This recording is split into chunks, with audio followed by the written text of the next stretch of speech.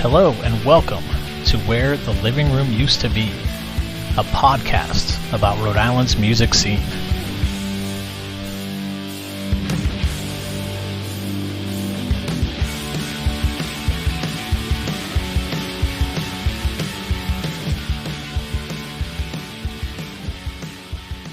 All right, Chance Haki. What is or was your favorite Rhode Island record store?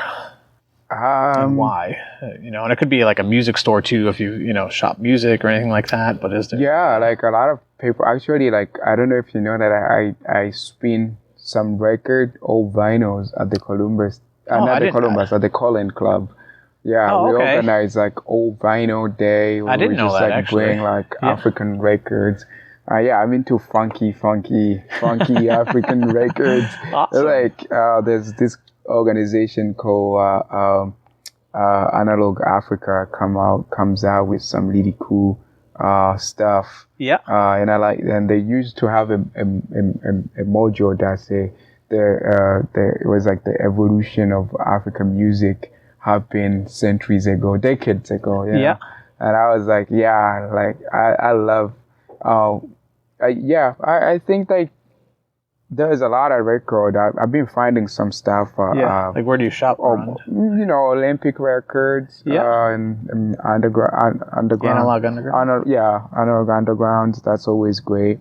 But yeah, there's I shop at the music library with those folks over there. Yeah, but I love vinyls. I have a bunch of vinyls, so cool. I go there and grab some. Whatever is funky, like there's always a discovery. You know what I mean? Yeah. Especially for us, it's more of like some of these African records that were recorded. It's like they were recorded many years ago. Yeah. And they're not so popular today. Oh, okay. You know what I mean? But they hold so much value. They hold so much knowledge because the people who recorded the music, like in colonial Africa or like British Africa, German East Africa, or like I don't know, Congo Belge or something, that stuff. When it was like that, that's when you find like, oh, was the record cover is probably like a painting by an African artist in 1950s.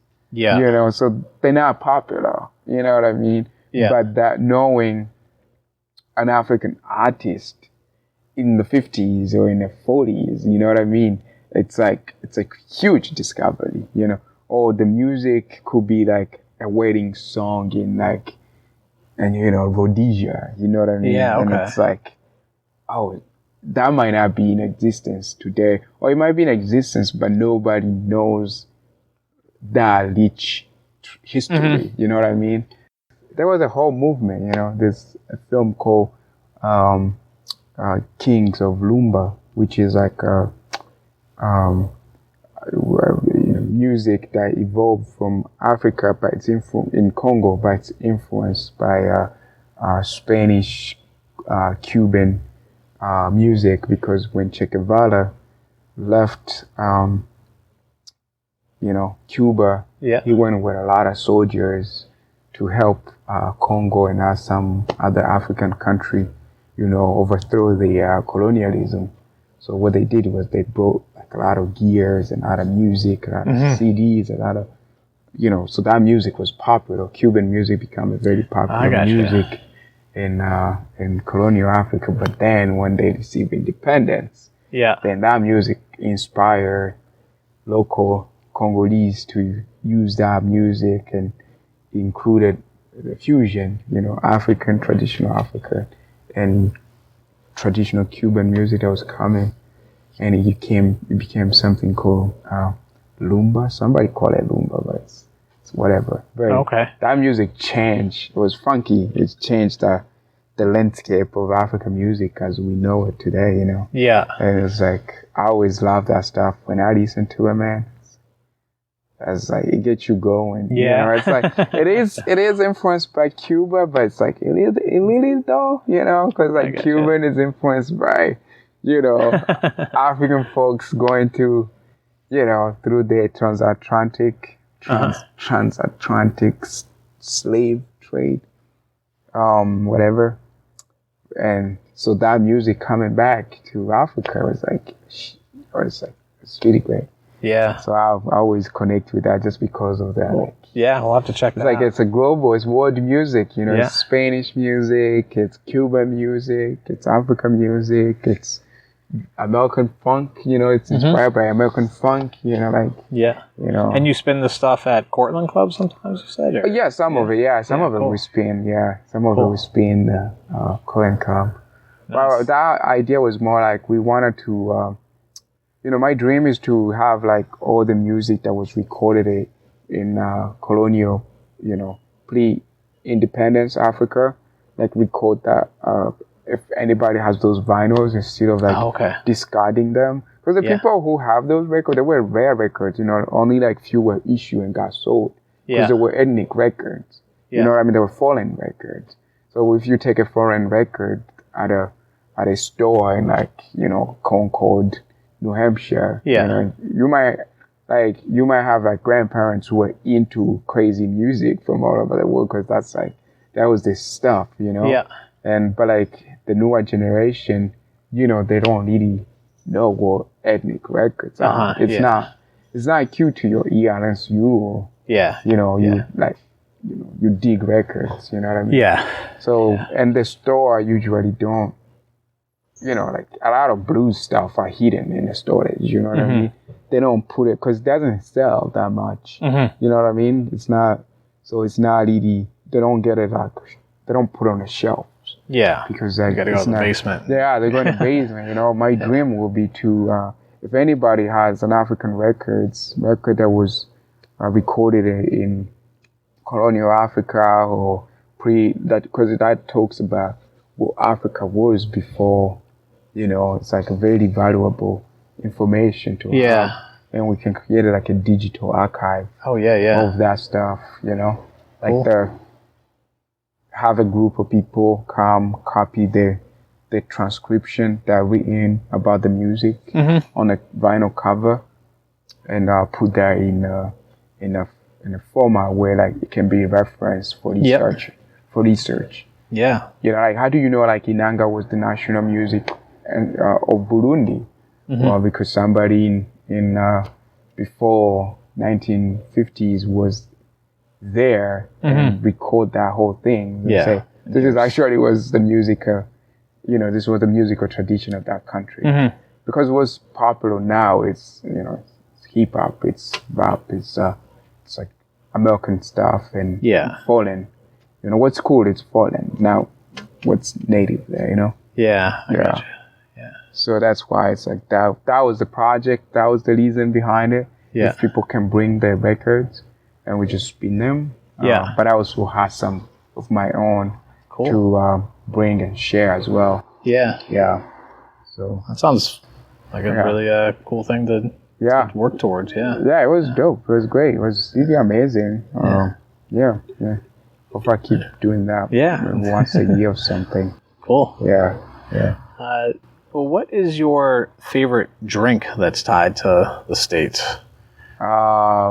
Drink tied to the state. Like it could be like a local coffee maker, or a local brewer, like Dell's Lemonade. Oh yeah, like those. Like anything. Is it Yacht Club? Is it Yacht Club? Yacht Club. Like Seltzer, the soda company. I think it's fun. It's cute. I like the design. It's awesome. Well, Granny Squid, obviously, they're really awesome. I love them. The lemon stuff.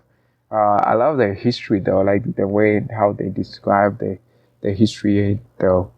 The inspiration. The inspiration of the company is really cool. You know, just Cool. That is fun like that, you know. There's a lot of cool to highlights, you know. Dell is always, you know, Dell is legend, you know. Benny's, my favorite was Benny's. That's my favorite store. Oh, the Benny's. But like, I'm a big beach fire camp. Okay. Like I throughout my college, making fire at the beach was like the best thing. Yeah. So we just grab some yacht club and get some wood from Benny's. Just heat like the beach. There were a few beaches at the time. They were like, you know, let you stay at dawn and you'd get out of trouble. But Yeah, that was a secret thing that we used to do back in the days. Oh, that's cool. College days, you know. Yeah. But not as much now, because it's trickier now. It's getting overcrowded. Oh, so, yeah. Yeah, you can stay past the dawn, you know. Yeah. Get in trouble. That actually kind of leads into the next question, which is, what is your favorite place in Rhode Island? I guess certain areas I like. Yeah, that you like to hang out at, or yeah. I think like some of the hidden gems. Well, you know, one of the things I usually don't say that is like when you say something, you know, people would just find a speakeasy place like off the beaten path, and the next day you say you find it in the Providence World or something, and now the whole state knows about it, and it's like, and it's super crowded, and you're like, I don't know, I like it when it's low key, you know. Yeah, okay. And you stay out, you can do your thing, and you stay out of trouble. But some cool places, man. I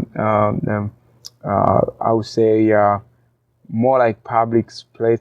I'm a big runner, so like I find places all the time. Oh yeah. You know, because that way.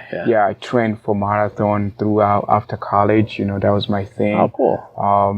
But yeah, basic stuff, man. Like the East Bay Bike Path is great. I would say like if you're trying for something wicked cool, is the Washington Trail, you know, Washington Trail. Yeah. It starts from Cranston Street over there by the Stop and Shop, and it goes all the way into Coventry. Yeah. You know, so that's a really cool off the beaten path. Yeah. Trail that's less. It's definitely like a more forgotten. Forgotten. Path in the state, you know. Yeah, that's like my cool. Also, like one of the best thing about it is like when in the summer when it's hot. You know, instead of going to the East Bay Bike Path where the sun just smack you, you know. The Washington one is more shaded. It's more shaded and you can just like be comfortable a little bit, you know. I think that's cool. As far as beach goes, I keep my beach spot private. Yeah. You know what I mean? 'Cause I don't want to run into some people there, you know what I mean? But yeah, I mean, Patax Village is always great, you know. Patax Village, you know. Also, like one of the hidden gem is Save the Bay. Oh yeah, they have a cool their center over there and stuff. Yeah, there's center in around Johnson Wells, Harborside.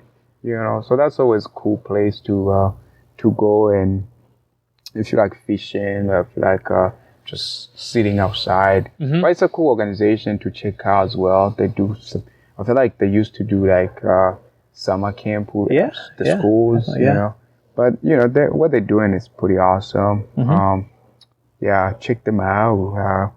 But you know, obviously, I'm grateful for all the people who have provided me opportunity thus far. You know what I mean? Those like my favorite space. You know what I mean? We've done stuff.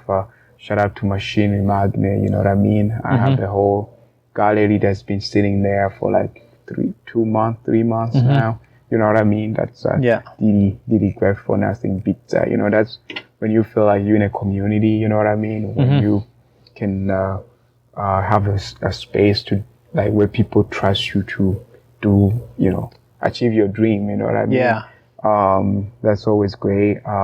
You know, we're doing stuff with the Columbus Theater. You know, and it's like they are established, but like having somebody who just start out and give them the opportunity, you know, it's like, you know, because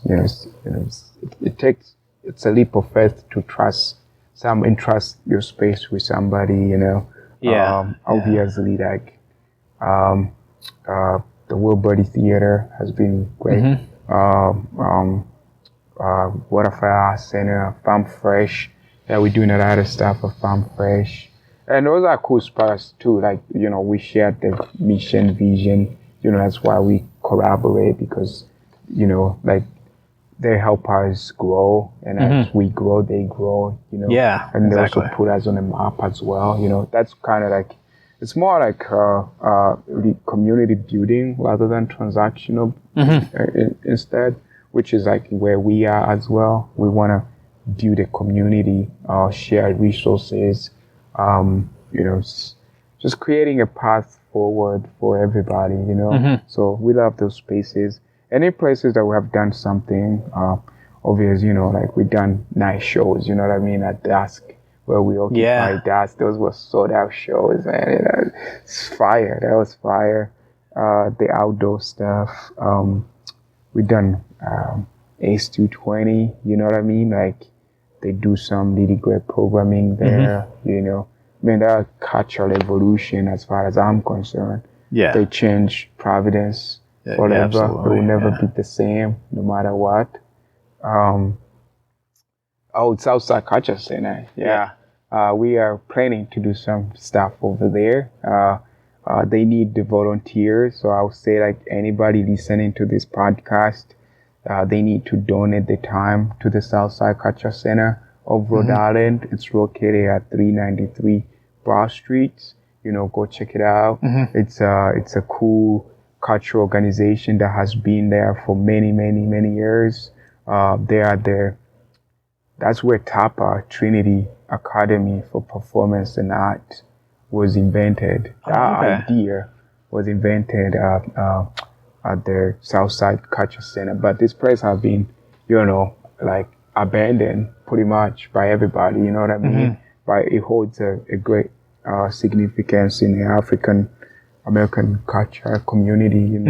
So I'm glad I've done some stuff there myself. Hosted a bunch of concerts to kind of like celebrate it, which is like part of PVD World Music mission. Highlight it, bring people there, show them the space, show the opportunity that exists there. But I think like the biggest thing, it's like just be conscious of like where you spending your time. Because like even the thing you listen to, just I think that's what we trying to do.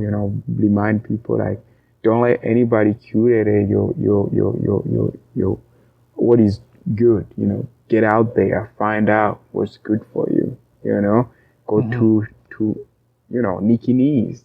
Go to go to other show, Adios, you know what I mean? Go to Adios to check out stuff. You don't have to be comfortable. It's not meant to be comfortable, you know what I mean? It just meant to spark you to be in a community. You know what I mean? This is like, know what your neighbors are doing, know. In the African community, we take it for granted, because I mean, like, where I grew up, just your aunt live there, your uncle live there, you play soccer with your kids on your streets, you know what I mean? There was always a community, but here, like, people need to be reminded of that, So, What is your favorite Rhode Island pizza? Oh man, don't get me started on that one. Shit. Yeah, I think, hopefully I don't get anybody in trouble about this, but like, Fellini is a legend. Have you tried Fellini's? Oh yeah, definitely. I love Fellini. Couple of things I want to highlight about Fellini's I like about. Well, first it's the pizza. It's like it's like always the same. It's like consistency. Like they just make the pizza the way they made it yesterday. It's the same today. You always guarantee it's gonna be there. There's a Thanksgiving pizza over there they do make, which is a classic Rhode Island thing. If you didn't know, check it out. That one you have to order today. Like if you have to order like way ahead of time to get it. I learned that the hard way. But one of the things I like about Fellini is the music. Oh yeah. They have one of the craziest music playlists for a pizzeria that I've ever seen. So that's number 2. Shout out to Fellini for just leaving the tile. The flooring tile. Whoever designed that is a perfect piece of work, man. That's cool. It's like one of my favorite like flooring job I have ever seen. And when they went through they recently went through a renovation, and I was like, man, I hope they keep the floor. I hope they keep it the way it was, It's cool. It's like they kept it the way it is, but like it is like super inspired by this like crazy art movement that took places in the 60s and the 70s, you know what I mean? And it's like, I bet some crazy artist did that thing, and I don't know who did it, but like it's just like nothing like it, it's a work of art. It's really it's really good to see somebody put a house floor, like a pizzeria, flooring, and invest a little bit in making a little like cool part of the experience. Yeah. That's cool. And I think it just speaks to the creative, and when you're there, it's just a wholesome experience, man. Nice. It's like, it's like, I love it. I think everybody should just check those two next time they go there. Will do, So, and pay attention to the music too. It's like really great. They have good music selection. Yeah. And last question for you. What is your favorite event that takes place in the state? It could be anything. It doesn't need to be music. But, favorite event. I mean, it's hard to choose because I volunteer all the time. Like, if you don't know me, like, I volunteer, like, pretty much. Or if I'm not if I have a free time, I volunteer at events. And I think that's kind of like how you also make connection, you build network and meet other people. I don't really have a favorite event, but I'll highlight a couple events that I have volunteered at, because I've been here since 2008, you know what I mean? So I remember like Food Fest, that was like a legend, parties and, all of, and, even Pride, when Pride wasn't that big at the time, you know what I mean? That's like back then, there used to be a lot of, fun events that were DIY shows on the Ville warehouses back then, you know what I mean? Like Halloween parties used to be fun over there when I was growing up. But other cool event, like Fringe Fest, everybody should go to Fringe Fest, obviously. That's done by the Wilbury Theater. I don't know. There's a lot of legend, like Day Trail is like, you know what I mean? It's like, Stay Silent is always great, it's cool they do stuff. Yellow Cup. I mean, just there's a Southside Culture Center does the December market there. It's called Culture Extravaganza. There's a lot of. I mean, that depends. Like if you say like Rhode Island, there's also like other cool stuff like Pump House. Does a lot of cool, outdoor event. You know how they do that event over there on the other streets? That they will do like an event. They just like established. They were great. I think unfortunately they had a firehouse over there, but Pump House, but they're back up. So it's like it's a legend spot. Obviously, Galactic Theater, does amazing stuff. Pawtucket, I did run a race in Pawtucket, a running race. I think I came second. Oh, nice. So mad. This guy didn't keep there was a car moving and I just slowed down and the guy behind me just came and splint and I was like, bro, I was supposed to be number one, I was so mad, but it's like, you just take experience to these. But obviously, there's a lot of cool stuff. They do there's the Pawtucket Fest. There's a cultural festival. The Arts Festival. The Arts Festival. It's called Blackstone, whatever. Pawtucket does an Art Fest. Pawtucket Arts Festival.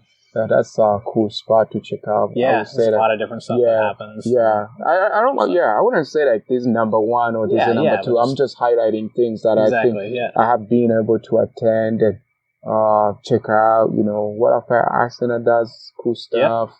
Sparker, everybody should know Sparker. If you don't know who Sparky is, you need Jesus. I don't mean that way, but I think it's like, Sparker does big things, so check them out. They had a public, now private. Oh, that was dope. I think, so, just kind of, just check out. I mean, we usually share other cool events as well. When we know something popping. We share on our Instagram. So follow. Follow. And keep up with the good stuff. Awesome. Yeah, man. All right, I appreciate it, man. Awesome. Thank you so much. You're great. Keep on going. Thank you.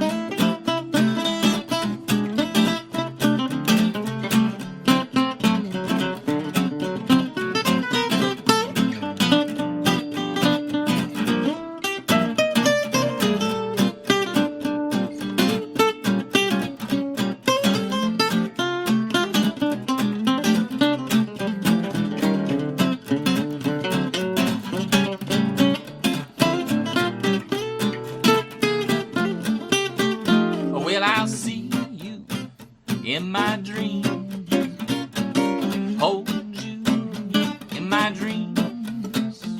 Well, someone took you out to my arms. Still I feel the thrill of your charms.